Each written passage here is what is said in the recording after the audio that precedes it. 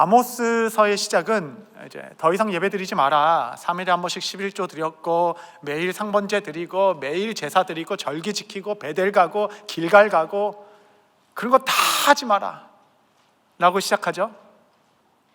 아모스의 결론은 무엇이었습니까? 지난주에 다윗의 무너진 장막을 다시 세우자. 그러니까 예배를 드리지 말라라고 말한 것이 아니라 이제 참 예배를 드리자 이죠. 참 예배를 드리자라는 거의 정의는 한국에서 유행했던 다윗의 장막 해가지고 더 영적이고 더 신령한 찬양 예배, 그 깊은 지성소 임재 예배를 드리자라는 성격보다는 그것도 포함되어 있지만 훨씬 더 삶의 포커스가 되어 있습니다. 아모스의 비전은 너의 삶이 묻어있는, 삶으로 드리는, 정말 한 줌의 에바의 곡식을 가져오더라도, 정말 빈손으로 오더라도 너희 손에 정말 의로움과 그 미슈파트와 이 제데카와 그렇죠? 헤세드와 그렇죠? 에메트, 다 기억나시죠? 이런 하나님의 나라를 가지고 진짜 참 예배를 드리자 하는 겁니다. 그래서 정말 하나님 기뻐하시는 예배는 저기 어디 시골 작은 교회 어디인가에서 드려줄 수 있겠다, 그런 생각도 해요. 유튜브가 추천해주는 어떤 목사님 인터뷰를 누군지도 모르는데 봤는데, 이게 담임 목사 하시다가 이제 일찍 은퇴하시고 시골 교회, 그러니까 3-4명 있는 시골 교회 가서 한 6년 정도 이제 목회하시겠다고 가셨다고 해요. 왜 그랬냐 했더니 신학교 때 이제 시골 아우리치를 전도연을 갔는데 그렇게 하나님께 서원한 것을 이때까지 미뤄뒀다가 정말 은퇴 전에 꼭 서원은 갚아야 되겠다 하고 갔다라고 얘기합니다. 뭐 이렇게 노인들 시골이겠지만 한 10명 모여서 예배드리는 그곳이 정말 다윗의 장막, 아름다운 장막 아니겠습니까? 그래서 우리 교회가 지금 또 한 200명, 230명 정도 모이신 것 같은데 요만큼만 잘하면 됩니다. 자꾸 막 교회 전체를 바꾸려고 그러니까 우리만 잘하면 됩니다. 여기 목회자, 장로님들 다 계시고 우리만 잘하면 돼요. 정말 하루하루 하나님 기뻐하시는 예배가 될 수 있도록 삶의 하나님의 나라 열매를 가지고 나오는 우리 모두가 된다면 아모스서 강해를 마치면 의미가 있겠다 싶습니다. 오늘은 이제 다림줄인데 혹시 다림줄 강의를 들어보신 적 있으신가요? 한번 손 들어보시죠. 다림줄 강의 없으신가요? 좀 있으시죠? 예. 이게 예전에는 참 많이 이렇게 좀 유행했습니다. 이 다림줄에서 시작한 게 이제 내적 치유 막 그런 겁니다. 그래가지고 다림줄 강의를 들으면 이제 우리가 잘못 쌓아놨던 이런 삶의 기준들을 고치는 거니까, 그러니까 삶의 잘못된 기준들을 고치기 위해서는 아픈 상처도 있고 부모님도 계시고 이런 얘기를 하다 보니까 막 옛날 얘기도 막 나오게 되고, 그러니까 막 용서 못해, 막 용서하십시오 형제님, 용서 못해, 막 그런 것도 하고 막 내적 치유하고 막 그런 거예요. 그런데 오늘은 우리가 이 저녁에 또 우리가 그렇게 할 수는 없잖아요. 그래서 여러분 저와 대화 나누듯이 좀 편안한 마음으로 한번 생각해 보시고 또 속으로 대화하시면서 대답해 보시면서 말씀을 좀 다뤄보도록 하겠습니다.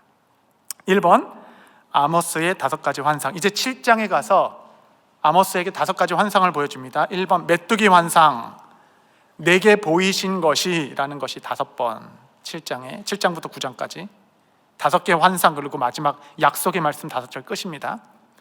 메뚜기 환상을 딱 보고 우리 큰일 났구나. 그리고 아모스가 하나님 앞에 이스라엘을 위하여 중보 기도를 합니다. 2번째, 불 환상을 보여주세요. 야, 이거 큰일 났구나. 그리고 아모스가 중보 기도를 합니다. 3번째, 다림줄 환상을 보여주신 것이에요. 오늘 본문에 따라 하나님께서 이스라엘이 쌓아 올린 그 성벽 위에 다림줄이라는 것은 추가 달려 있어가지고 줄을 딱 대면 직각으로 뚝 떨어지잖아요.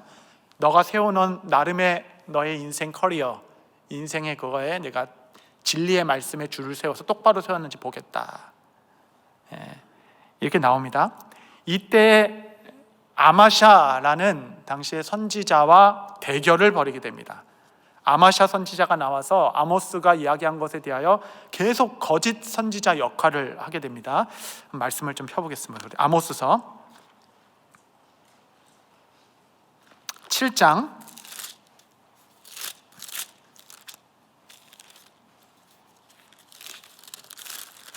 아모스서 7장 10절로 13절.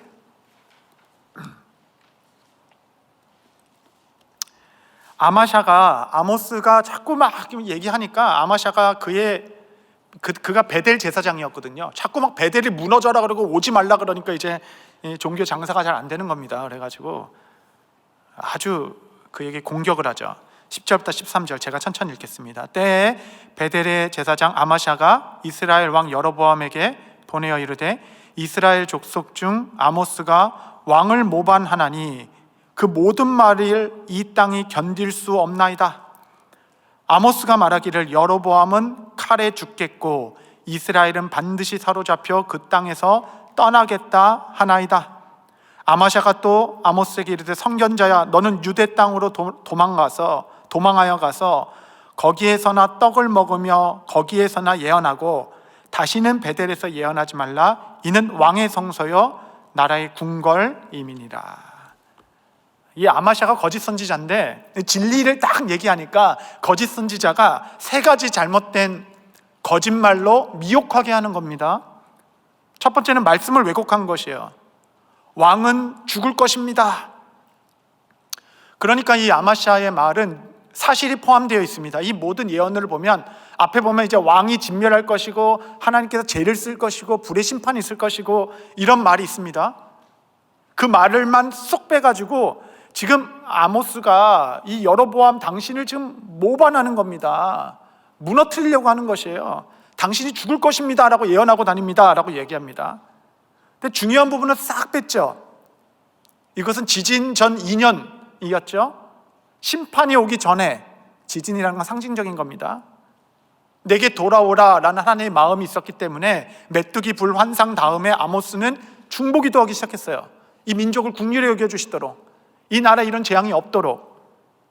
그런 어떤 아모스의 그 근본적인 부르심과 회개의 촉구 내용은 앞뒤를 다 자르고 왕은 죽을 것입니다 란만 얘기하는 겁니다. 정보를 조정하는 거죠. 그렇게 말씀을 왜곡하여서 그 백성들을 혼란스럽게 했고, 두 번째 동기의 왜곡입니다. 보시면 12절에 너는 유다 땅, 유다에서 왔죠? 도망가서 거기서나 떡을 먹으며 거기서나 예언해라. 도대체 너 여기 베델은 내 땅이야, 내 구역이야. 여기서 내가 떡을 먹어야 되는데 와가지고 내 밥그릇을 왜 건드는 거야? 넌 유다 땅이잖아. 유다 땅 가서 너가 거기서 예언해서 떡도 얻어먹고 알아서 해. 그러니까 이 아모스가 와서 이렇게 얘기하는 것은 생계를 위한 것입니다. 그 깊은 동기를 이야기하는 거죠. 아모스서 7장 12절, 아모스가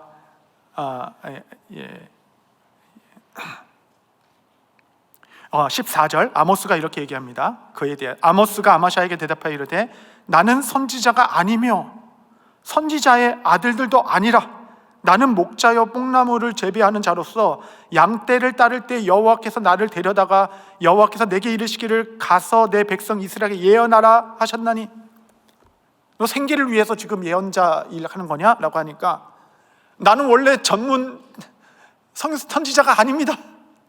나는 양떼가 있고 직업이 있었고 그냥 재배하는 자였는데 어느 날 주님께서 강권해서 내가 여기서 하는 겁니다. 생계를 위해서 하는 게 아닙니다. 돈 벌려기 위해서 하는 게 아니에요. 이렇게 얘기하는 거죠. 세 번째 진리 왜곡은 이것은 왕의 성소이고 나라의 궁궐입니다 라고 얘기합니다. 그렇지 않죠. 7장 15절 보시면 다시 양떼를 따를 때 여호와께서 나를 데려다가 여호와께서 내게 이르시기를 가서 내 백성 이스라엘에게 예언하라. 내 백성 이스라엘에게 예언하라. 내 백성이다 그들은. 그래서 그냥 놔둘 수 없는 거예요. 진노의 날이 올 때까지 그냥 놔둘 수 없는 겁니다. 내 백성이기 때문에 나의 성소이고 나의 나라이고 나의 백성들이고 왕의 성소입니다. 왕의 궁궐입니다. 이게 진리를 왜곡하는 것이죠. 아니다. 하나님의 백성, 하나님의 나라이다 라는 겁니다. 여러분, 우리가 이제 여러 말씀 묵상, 주일 예배, 여러 가지 훈련을 통해서 진리의 말씀을 듣는데 아모스와 같은 말씀을 듣죠. 근데 여러분, 세상에서 끊임없이 아마샤의 공격을 받게 될 것이에요. 그것은 사실에 근거를 한 왜곡일 것입니다. 그 다음에 그 동기에 대한 왜곡일 것이고 진리에 대한 왜곡된 메시지를 계속 듣게 되는 것이에요. 그래서 세상에 이 아마샤와 같은 거짓 메시지로 말미암아 하나님의 진리의 말씀에 따라 올곧게 세워져야 될 나의 어떤 인생의 성이 삐뚤빼뚤 세워지게 되는 것입니다. 그래서 3번에 보시면 잘못되고 왜곡된 진리들, 내 마음에 기울어진 벽들, 이렇게 다림줄 밑에 또로로록 서야 되는데 이제 제대로 서 있지 못하는 거죠. 그러면 내 마음에 잘못된 벽들은, 이 거짓 메시지는 누구로부터 많이 오는가, 종종 오는가? 첫 번째는 이것은 이제 내 마음의 벽이라는 책에서 나온 겁니다. 첫 번째는 이제 부모이죠. 부모의 영향력은 거의 절대적이라 할 수 있습니다. 절대적이죠.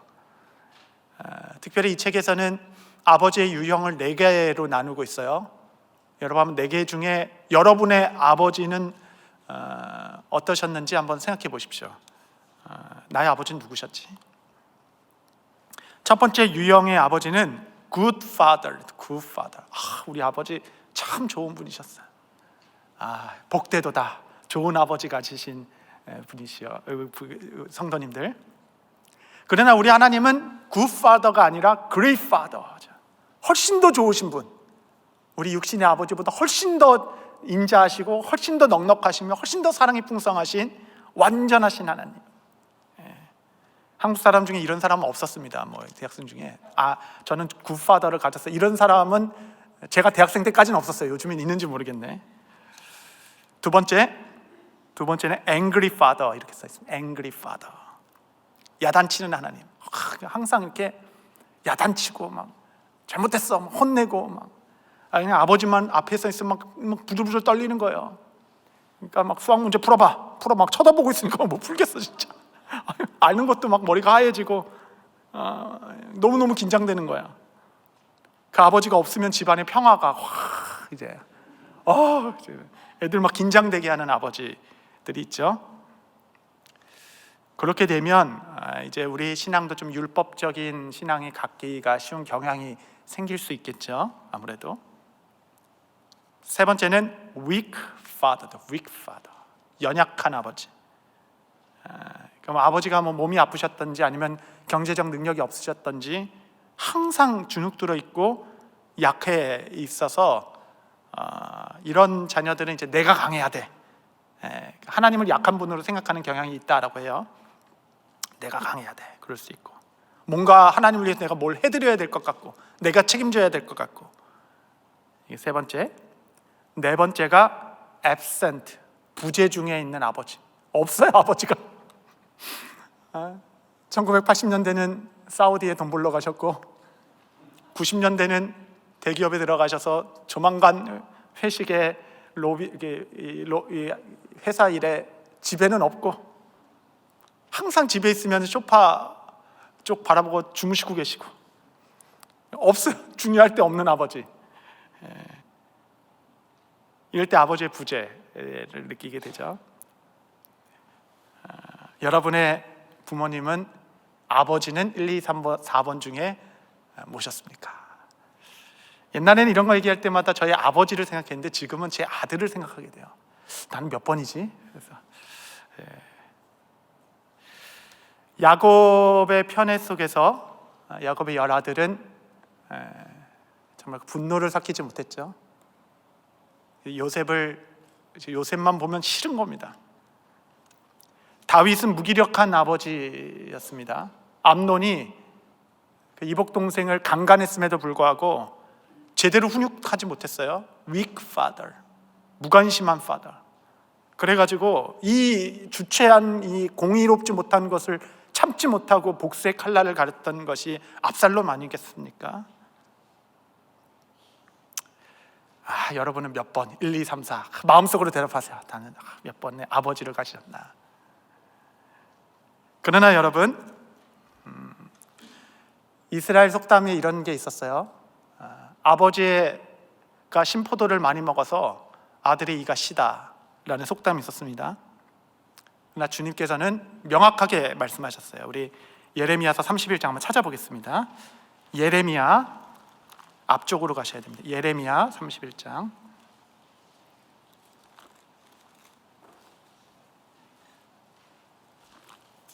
예레미야 31장 아주 중요한 장이죠.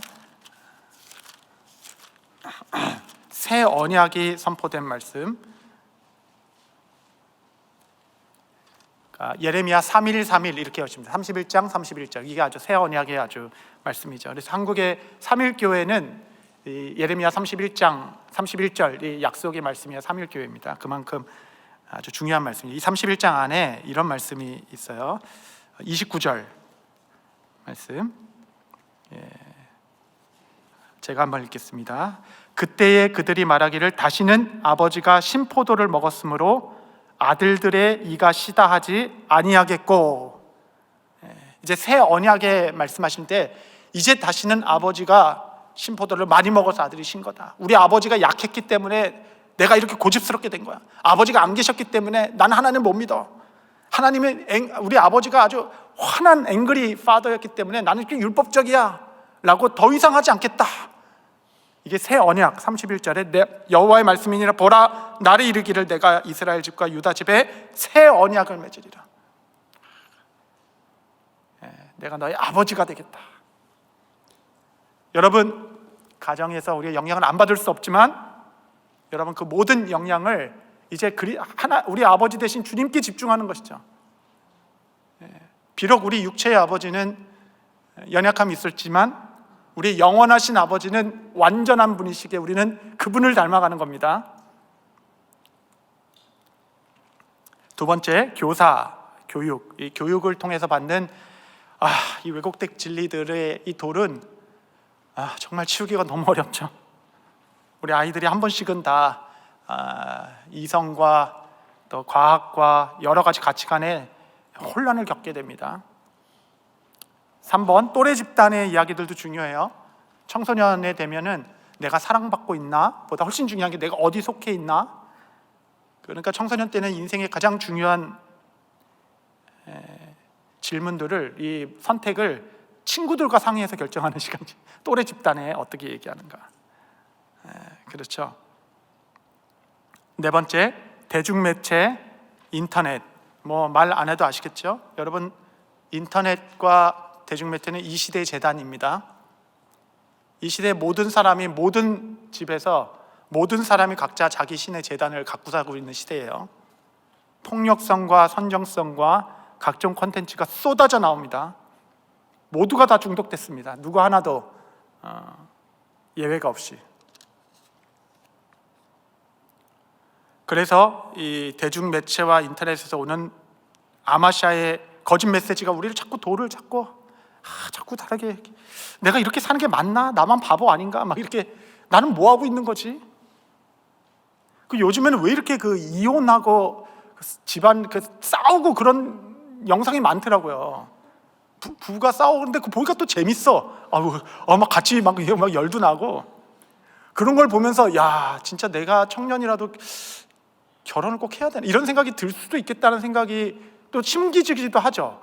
그게 막 그냥 싸움 구경이 제일 재밌잖아요. 그거 막 라이브로 보여주니까 대단합니다. 그렇죠. 종교 지도자들이 한번 잘못 심겨준 이 진리는 정말 상처가 크죠. 여섯 번째, 마음입니다. 여러분, 마음이 우상입니다. 여러분, 우상의 공장이 마음이다라고 루터가 말했죠. 여러분, 마음에 이끌려 다니지 마십시오. 이 마음은 너무 고결하고 너무 좋은 거라서 내 마음에 상처만 받으면 마치 인생이 무너진 것처럼 내 마음은 원래 기울어져 있고 터진 웅덩이다라고 얘기합니다. 온갖 악한 것, 마음으로부터 우리는 부패되어 있어요.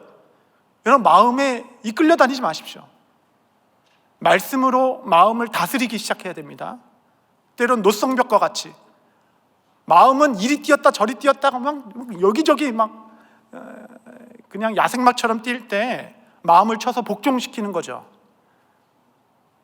마음으로 느끼지 못하면 조금도 움직이지도 않습니다. 반응하지도 말라라고 이야기합니다. 아니요, 그렇지 않죠. 시편에 보면 저는 이 말씀을 좋아합니다. 너희 여호와의 백성들아, 너희 손을 들고 여호와를 찬양하라. 이 말씀이 얼마나 좋은지 몰라요. 손을 들어라.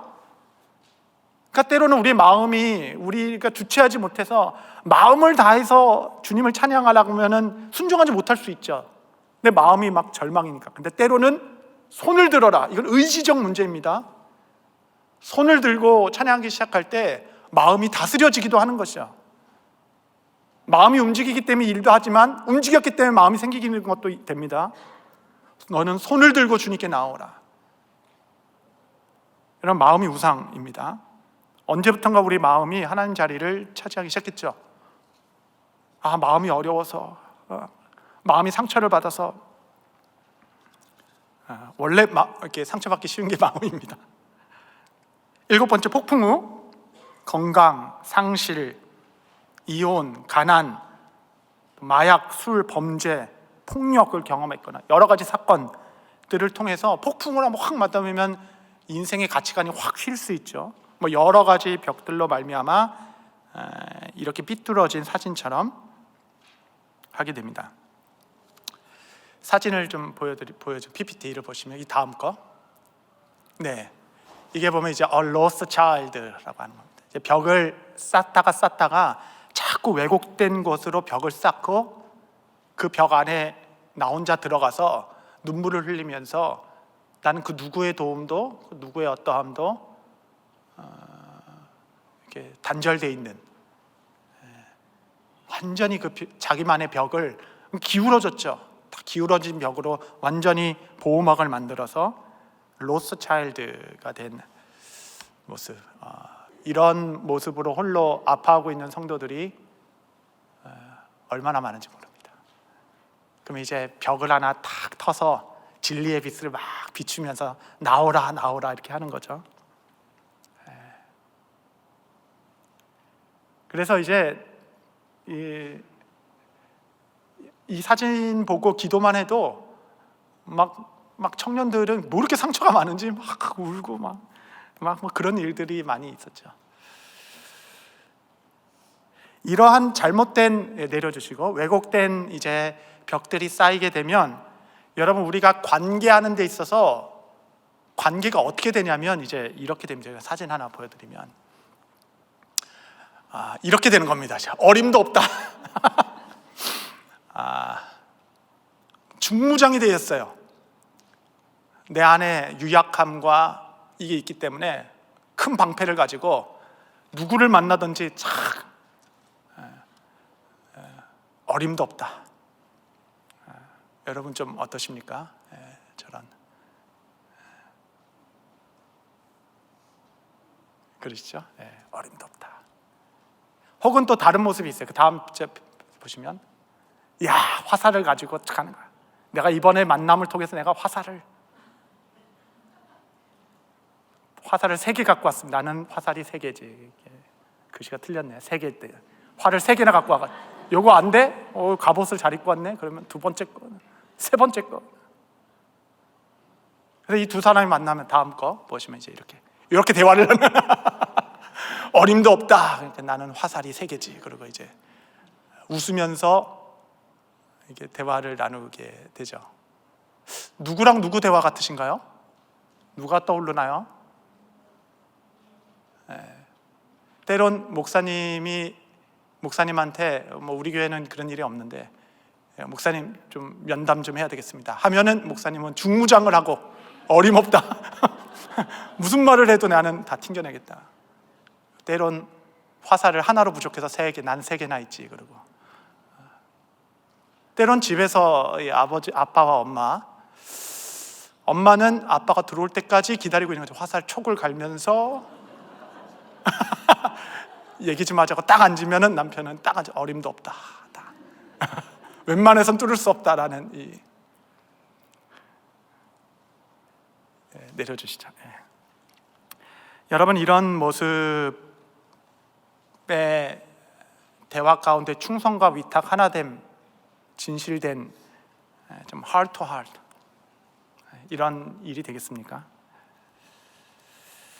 여기 교재 다음 페이지 4번을 좀 보시면요.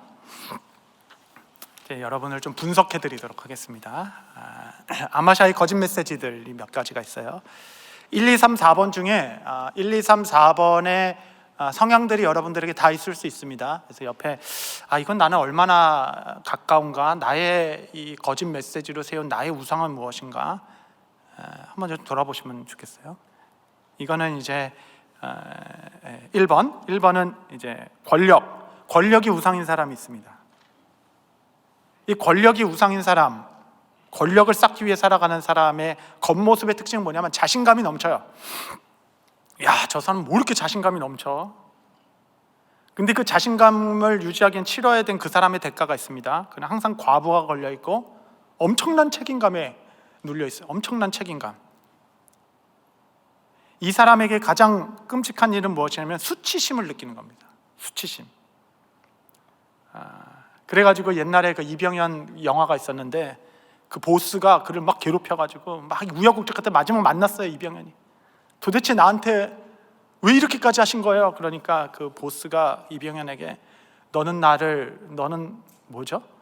나에게 모욕감을 줬어. 그러잖아. 너는 나를 모욕감을 줬어. 이거 성대모사 한 겁니다. 한 거예요, 여러분. 모욕감을 줬어. 그 모욕감을 준 거예요. 모욕감. 제가 부목사 때 부목사님들끼리 모여서 이런저런 얘기하는데 부목사님이 한 얘기가 아직도 기억나요. 담임 목사님도 엄청 혼났다는 거예요. 엄청 혼났대. 왜 혼났냐 했더니 주일날 이제 주일 설교하기 전에 이제 성가대에 가서 기도해 주시고 그렇게 하셨나 봐요. 그런데 담임 목사님이 성가대실에 딱 갔는데 그 성가대 곡을 끝내지 않고 끝까지 다 해서 한 3분 4분 기다리셨다는 거예요. 뒤에서. 그때 이제 뭔가 이렇게 바쁜 나를 기다리게 하면서 이런 일종의 수치감을 느끼는 거죠. 이게 되게 웃긴데 수치감을 느끼는 거죠.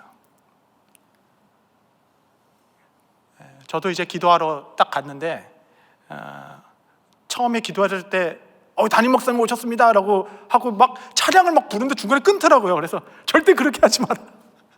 3분 4분 기다리는 거 아무것도 아니고 연습을 해야 하고 있는데 왜 중간에 왜 끊어요? 그게 내 수치심은 무슨 관계가 있어요? 내 권력에 너무 집중돼 있으면 수치심을 느끼게 돼. 가장 끔찍한 일이고 거기서부터 나온 것이 이제 분노죠. 이러한 사람의 주변에 있는 사람은 어떻게 느끼냐면 같이 일하는 사람은 내가 이용당하네. 나는 조작당하고 있어. 나는 지금 조종받고 있어. 라고 느낍니다. 여러분 복음은 뭐라고 얘기하냐면 복음의 본질은 자유와 자유. 여유로움과 자유로움이 복음이죠. 나는 좀 권력에 얼마큼 거짓 성을 쌓고 있나. 두 번째는 통제입니다. 통제력이 강한 사람은 이제 겉모습은 아주 능숙해 보여요. 뭐 대단하게 아주 그냥 행정력도 대단하고. 치료해야 되는 대가가 있습니다. 그거는 이제 자발성. 그러니까 혼자 뭐 시키지도 않았는데 막 통제 막 스케줄을 딱 짜고 뭐 하여튼 대단해요. 근데 대가는 또 외롭습니다. 자기 혼자 일하니까 시키지도 않았는데 하니까 외로워요. 왜 나만 일하지? 이 통제력이 강한 사람에게 가장 끔찍한 일은 불확실성이죠.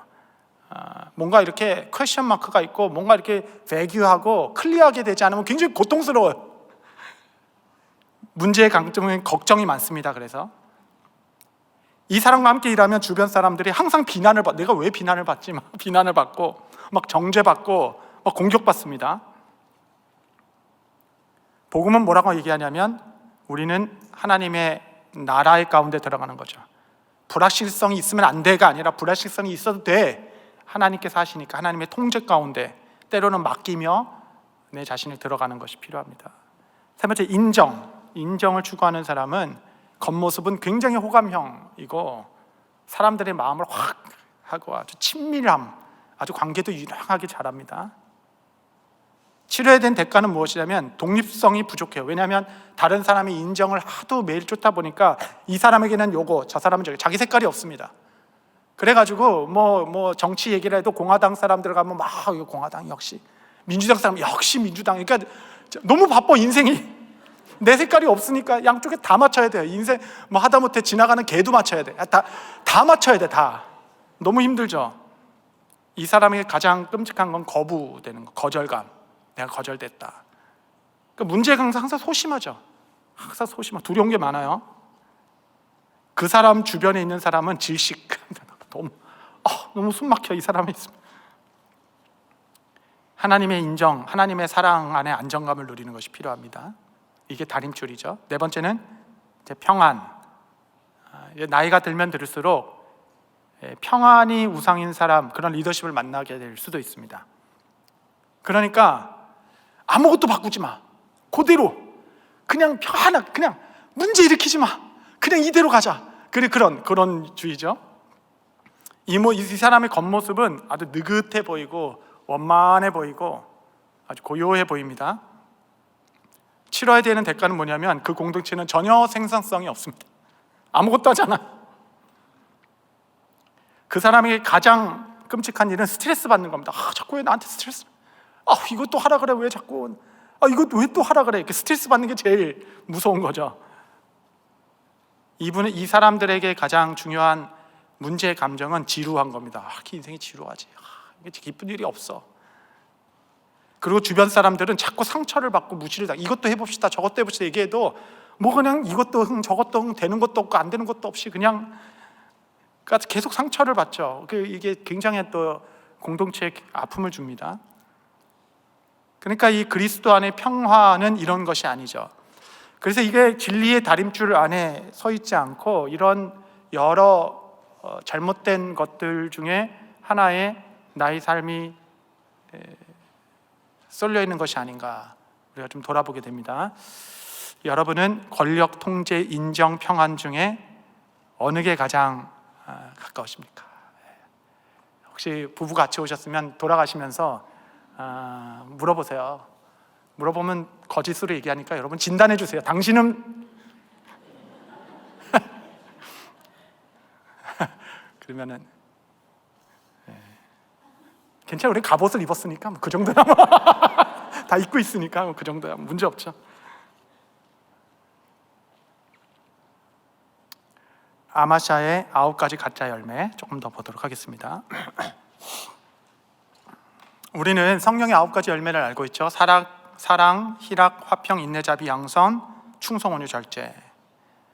근데 여러분, 우리가 성령의 정말 진리의 다림줄에서 성령의 열매를 맺는 게 아니라 우리 안에는 두려움이 있고 절망이 있고 근심이 있고 막 질투가 있고 여전히 있는데 그런 사람처럼 보이고 싶은 거예요. 그런 사람처럼 보이고 싶으면 우리는 이제 짝퉁 열매로 가는 겁니다. 짝퉁. 그러니까 그렇게 가면을 쓰는 거예요. 그렇게. 사랑의 짝퉁의 열매는, 그러니까 내면에 두려움이 너무 많아. 근데 이제 사랑의 모습을 갖고 싶은 겁니다. 그러면 나 자신을 사랑하는 이기적 애정, 이건 사랑이 아니죠. 그러나 사랑의 올바른 정의는 사랑은 곧 희생, 사랑의 90%는 희생으로 되어 있죠. 감정으로 되어 있는 게 아니라. 그리스도의 십자가가 하나님이 우리를 향한 사랑의 절정입니다. 희생의 십자가였죠. 내가 교회를 위하여 얼마나 희생하고자 하는가. 내가 아내를 위하여, 남편을 위하여, 가정을 위하여, 내가 이웃을 위하여, 순을 위하여 얼마나 희생하고자 하는가. 두 번째, 기쁨의 어떤 짝퉁 버전은 뭐냐면 가품이죠. 가품은 상황에 따라 변하는 감정은 기쁨이 아닙니다. 일이 잘 됐을 때 확 기쁘고 안 됐을 때 확 다운되고. 정의는 무엇이냐면 하나님을 기뻐하고 그 구원을 즐거워하는 것. 그것이 우리 기쁨이죠. 화평에 이 가품, 짝퉁 열매가 있습니다. 그것은 무관심이고 냉담함, 상관하지 않는 것. 그것은 화평이 아니죠. 그러니까 교회 일을 하다 보면 서로 부딪히기도 하고 갈등도 있고 기도도 해야 되고 여러 가지 마음이 있지만 교회를 평화롭게 다닐 수 있는 방법이 있습니다. 아무도 만나지 않고 앞만 보고 뒷문으로 왔다가 뒷문으로 예배만 싹 드리고 아무것도 하지 마세요. 예배만 딱 드리고 그냥 적당히 이렇게 하시면서 그렇게만 가면 교회 생활이 아무 문제 없습니다. 문제는 성정도 없어서 그렇지. 모든 일에 무관심한 거죠. 선교합시다, 봉사합시다, 하나님 나라에 일합시다. 모든 일에 무관심한 건데 그것은 나는 화평하다라는 것은 가짜 열매이겠죠. 여러분, 화평은 하나님 주신 지혜와 주권에 대한 용기가 필요합니다. 화평을 위해 때로는 싸워야 할 때도 있고 때로는 마주해야 할 때도 있는 거죠. 인내의 가짜 열매는 냉소함입니다. 냉소는 뭐냐? 개가 짖어도 차는 간다. 그러니까 옆에 사람이 자꾸 막 방해하는데 아유 너는 짖어라, 난 내 대로 하겠다. 그거는 참고 인내하는 게 아닙니다. 냉소죠. 그건 가짜 열매예요. 다림줄에 내려봤을 때 이건 인내다라고 얘기하지 않는 겁니다. 인내는 불편함과 어려움을 수용할 수 있는 능력이라는 정의를 내려볼 수 있습니다. 친절, 다른 사람들이 알아주기 위한 선행, 이것은 가짜입니다. 진정한 친절함은 나의 약함을 보여줄 수 있는 내면의 여유와 힘. 그러니까 친절은 옆에 사람을 편안하게 해주는 겁니다. 어떤 사람은 친절을 받는데 너무 불편해. 좀 그만 좀. 너무 불편해가지고 그게 친절이 아니죠. 운전을 제일 잘하는 사람은 옆에 탄 사람을 편안하게 해주는 겁니다. 빨리 가는 거 아니에요. 그냥 좋은 차 타는 거 아니에요. 옆에 사람을 편안하게, 옆에 탄 사람을 이렇게 편안하게 하는, 이제 나의 약함도 가리지 않고 보여줄 수 있는 내면의 힘이 있다면 그 사람은 긴장하지 않게 될 것입니다. 나 있는 그대로 이 사람 앞에서 용납받겠구나. 친절함이죠. 진실됨은 이 짝퉁 버전은 뭐냐면 사랑이 없는 진실입니다. 그러니까 진실만 있는 거야. 진리 안에서 사랑을 얘기하지 않는 겁니다. 그래서 내 속 편하자고 할 말 다 하고 솔직했을 뿐이다 라고 얘기하는 것, 그것은 진실됨이 아니죠. 충성의 가짜 버전은 뭐냐면 반대로 진리 없이 사랑으로 하는 것. 사랑 안에 진리가 없어요. 이거는 맹종이라고 할 수 있죠. 충성된 사람은 이거 합시다 그냥 맹종으로 그냥 아무런 진리 의식 없이 그냥 다 이렇게 하는 게 어찌 충성됨이라고 할 수 있겠어요? 때로는 용기, 변하지 않는 신실, 말한 대로 사는 것. 진리가 없이 어떻게 사랑을 이루어갈 수 있겠습니까? 때로는 진리를 이야기할 수 있는 일, 나단 선지자와 같이. 온유의 가짜 버전은 열등감입니다. 지나친 자기 연민, 열등감에서 오는 거죠. 그래서 절제는 짝퉁 버전은 교만에서 오는 의지. 그러니까 뭐냐면 다른 우상을 잡기 위한 자제력, 이것이 짝퉁이죠. 그러니까 어떤 사람이 술도 안 마시고 담배도 안 피우고 외도도 안 하고 그냥 집중해서 하는 거예요. 왜냐하면 회사에서 1등 하려고, 성공하기 위해서, 이런 거. 다른 어떤 우상을 잡기 위해서 다른 것을 좀 자제하는 것. 이건 절제가 아닙니다. 급한 것보다 더 중요한 일을 택하는 것. 여러분, 이 가짜 열매를 왜 맺냐면 중간에 반대 있잖아요. 반대를 보시면 내 안에 두려움이 많고 내 안에 소망이 없고 걱정과 근심이 많고, 또 세 번째, 또 내 안에 원한이 있는 겁니다. 다섯 번째, 질투가 내 안에 있고요. 외식함이 내 안에 있고, 기회주의적, 마음이 쉽게 바뀌는, 또 우월주의가 내가 있고, 성급함과 충동적인 마음이 내가 있기 때문에 아직 내면으로부터 변하지 않은 나를 이런 가품, 짝퉁으로 바꿔서 보여주고자 하는 것이죠. 6번,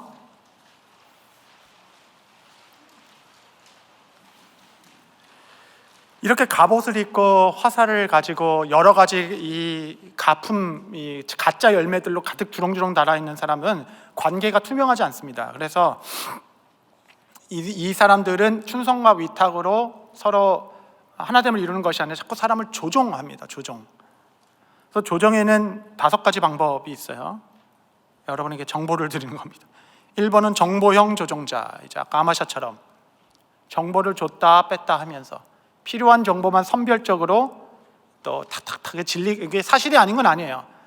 앞뒤를 다 잘라서 함으로 그 사람이 내 뜻대로 움직일 수 있도록 하는 것은 허물 없이 진실하여 그리스도의 날까지 이르는 신실한 태도가 아니죠. 나는 이러고 있지 않은가. 두 번째는 권력형 조종자입니다. 내가 그 권력을 갖고 있기 때문에 그 유익을 주지 않고 그걸 가지고 사람들을 움직이는 조종자는 아닌가. 세 번째, 연민형 조종자도 있습니다. 이분은 항상 자기가 제일 불쌍한 사람, 항상 너무 그냥 제가 너무 내가 이렇게 힘들고 내가 막, 그래서 나의 그 연민을 가지고 사람들에게 그 감정을 조종하게 하는 연민형 조종자들이 있죠. 네 번째는 섬기기 원합니다 조종자들이 있습니다. 섬기기 원합니다 조종자들은 목적이 있는 섬김, 그러니까 잘 도와줘요. 근데 목적이 있는 겁니다. 바라는 게 있어요. 그 섬김 받으면 꼼짝없이 올매 묵히는 겁니다. 그래가지고 그 마지막에 딱 부탁을 하는데 거절을 못하도록 이미 섬김의 시스템 안에 들어와 있어요. 허물 없이 진실에게 그리스도의 날까지 이르는 건 아니죠. 다섯 번째, 칭찬형 조종자, 열심히 막 칭찬하는 겁니다. 목적은 내가 원하는 것을 이루고 싶어서. 그렇죠? 칭찬은 고래를 춤추게 하는 것이 아니라 칭찬은 고래를 조종하죠. 저는 고래가 춤추는 거 못 봤습니다. 뛰어! 그럼 착! 하나 주니까. 밀어! 그럼 밀고. 그렇죠? 이것이 다 우리 안에 두려움과 정말 이 하나됨을 요소를 방해하는 일들 아니겠습니까? 이제 치유와 회복의 이야기를 좀 하고자 합니다. 그렇다면 우리는 정말 이 잘못 쌓여진 여러 가지 이유로 이것들을 다 벗어내고 정말 하나님 앞에 진실된 자로, 또 투명한 자로, 신실한 자로 주 앞에 서게 될 수 있을까? 옛날에는 이것이 이렇게 내적 치유 막 그런 거 하고 막 소리 지르고 막 울고 그러면 다 그냥 될 줄 알았어요. 근데 보니까 이것은 길고도 또 꾸준해야 할 성화의 작용 과정입니다. 치유 회복의 길이죠. 여러분도 아시겠지만 이게 좋은 아주 맥스 루카이도 목사님이 쓰신 이제 동화 만화책에 이게 동화가 있는데 크리스찬 동화죠. 그 내용을 조금 제가 보여드리려고 합니다. 내용을 좀 사진을 좀 보시면 너는 특별하단다. 여러분 이 내용 아시죠? 이게 너무너무 좋은 책이에요. 정말 혹시 아이들이 어렸을 때부터 이 책을 좀 읽으면 너무 좋죠. 다음 보시면 이제 나무 인형이 모여 사는 웬믹이라는 동네입니다. 거기 동네는 다 나무 조각으로 된 피노키오처럼 되어 있는데 거기 문화는 뭐냐면 잘하면은 별을 붙여주고 못하면은 검은 점을 붙이는 거예요. 그래서 점이 있는 사람도 있고, 그래서 중간에 뭐 하다가 넘어지면은 아유 너 이것도 못하냐 점 붙이고, 뭘 잘하면 박수 치면서 별을 붙여주고, 또 이렇게 뭐 사포질이 잘 돼서 미끈하면은 또 별도 붙여주고, 이런 거입니다.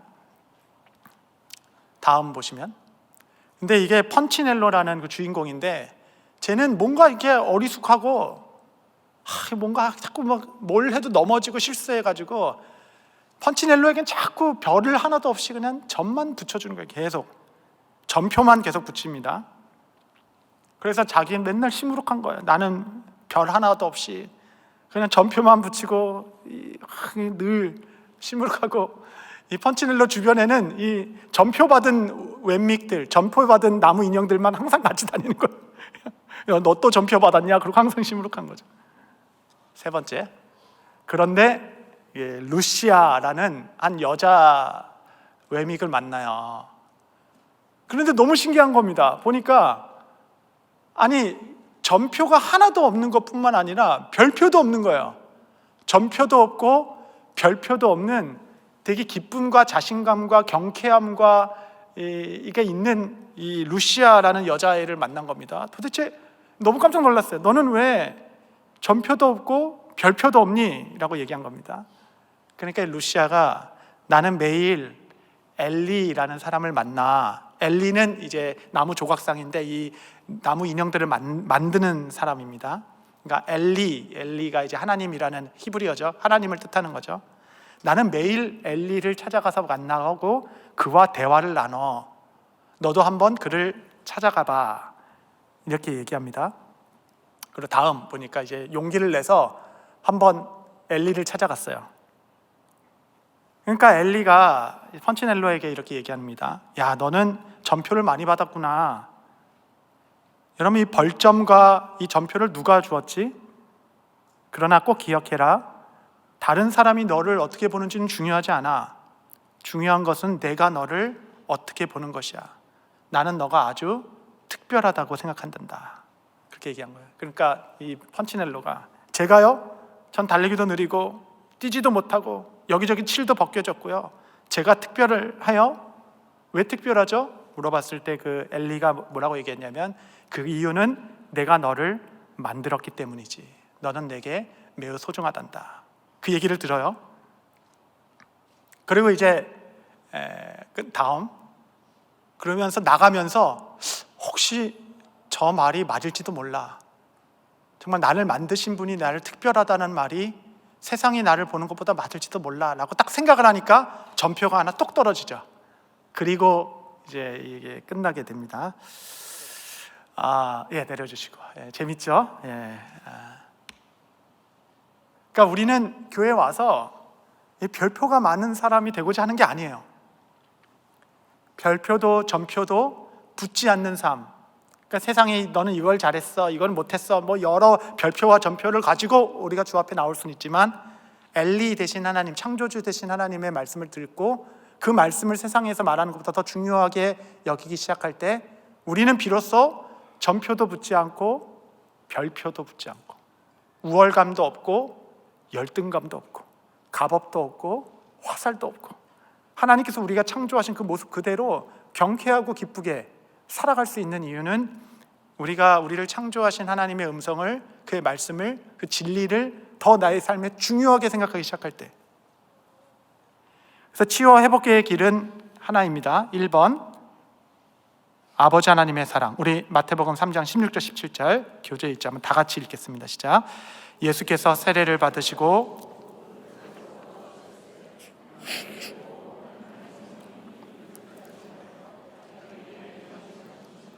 하늘로부터 소리가 있어 말씀하시되 이는 내 사랑하는 아들이요 내 기뻐하는 자라 하시니라. 아멘. 여러분, 이게 얼마나 중요한지, 사역의 제1번지 이제 그리스도께서 사역을 시작하실 때 하나님의 나라를 위하여 그 어떤 것도 아직 공식적으로 하지 않으셨을 때, 그가 하나님의 뜻을 이루었거나 그 무언가 순종을 공식적으로 드리기 전에, 아무것도 하기 전에 그 시작에 하나님께서 그에게 뭐라고 말씀하셨냐면 하늘의 소리가 있어 너는 내 사랑하는 아들이요 내가 너를 기뻐한다. 그러니까 무엇을 해서가 아니라, 무엇을 잘못해서가 아니라, 무엇을 이루었기 때문에가 아니라 너의 존재, 나의 아들 된 너의 존재를, 내가 너를 사랑하고 내가 너를 기뻐한다. 여러분, 예수님은 그를 왕 삼고자 하는 사람들에게 이를 왕 삼게 하십시오 라고 갈릴리 지역이 전체 뒤집어졌을 때도 호련히 산으로 떠날 수 있었습니다. 흔들리지 않았어요. 저 사람 갈릴리 사람이 무슨 능력이 있냐라고 얘기하면서 그에게 침뱉고 거절하고 모욕을 줄 때도 그는 좀처럼 상처를 받지 않았습니다. 상처를 줄 수가 없었죠. 그 이유는, 그의 근본은, 그의 뿌리는 명확하게 하나님이 나를 어떻게 보고 계시는가, 나의 어떠함과 상관없이 아무 일도 하기 전에 하나님께서 먼저 나에게 하신 말씀이 있으세요. 너는 내 사랑하는 아들이요 내 기뻐하는 자라. 그 말씀이 대단한, 이걸 수학적으로 풀면 하나님의 사랑 무한대이죠.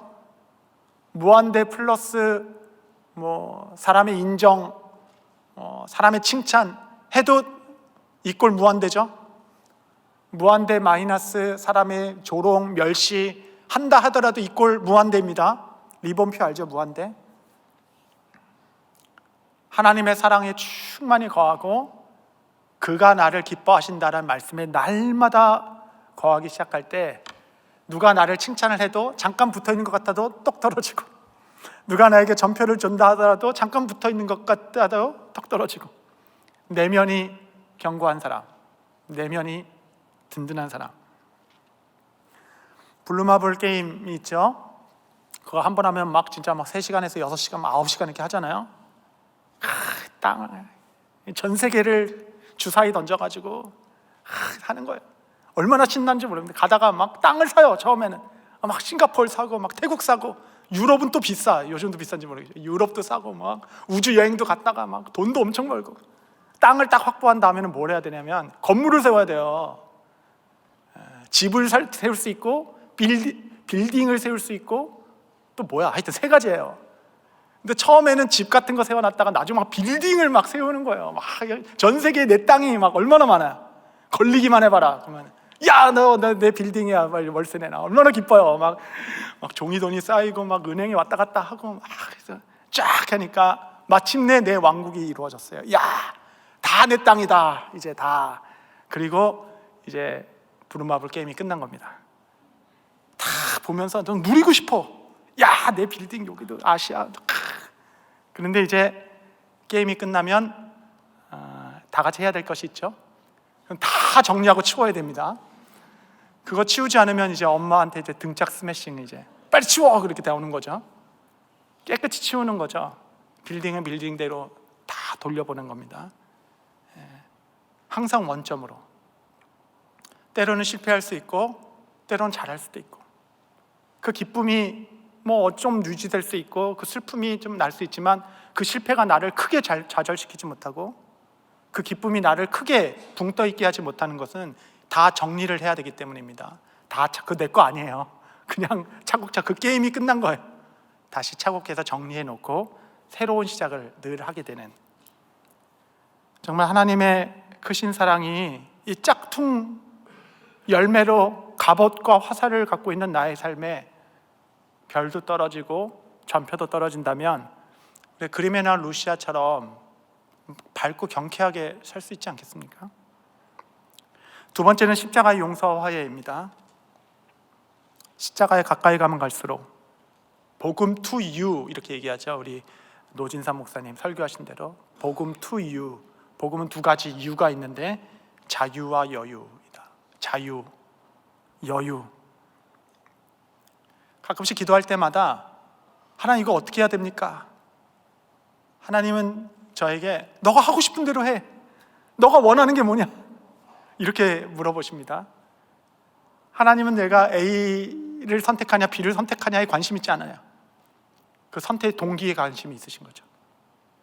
그리스도 안에 있으면 원하는 대로 구해라. 나한테 자꾸 물어보지 마. 하고 싶은 거 해. 자신 있게 해. 너가 가는 곳이 복을 누릴 것이다. 그러니까 모든 걸음을 로봇처럼 만드신 것이 아니라 동기만 보시는 거예요. 그 자유함, 그 여유. 여러분, 하나님께서 주신 십자가 안에서 그 날마다 알아갈 때 나 안에 점표와 별표가 하나씩 떨어지기 시작하며 진리를 알게 되죠. 세 번째, 말씀으로 훈육받는 것입니다. 디모데후서 3장 15절 17절 한번 같이 읽겠습니다. 시작.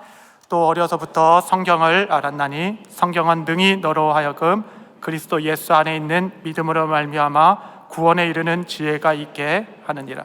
모든 성경은 하나님의 감동으로 된 것, 교훈과 책망과 바르게 함, 의로 교육하기에 유익하니 이는 하나님의 사람으로 온전하게 하며 모든 선한 일을 행할 능력을 갖추게 하려 합니다. 아멘. 주의 말씀, 거짓 아마시아의 공격이 이 많은 세상에서 말씀으로 계속 다림줄을 내려서 잘못 났구나, 다시 말씀으로 올곧게 세워나가자라는 말씀의 훈육, 그 은혜 가운데 서게 되기를 바랍니다.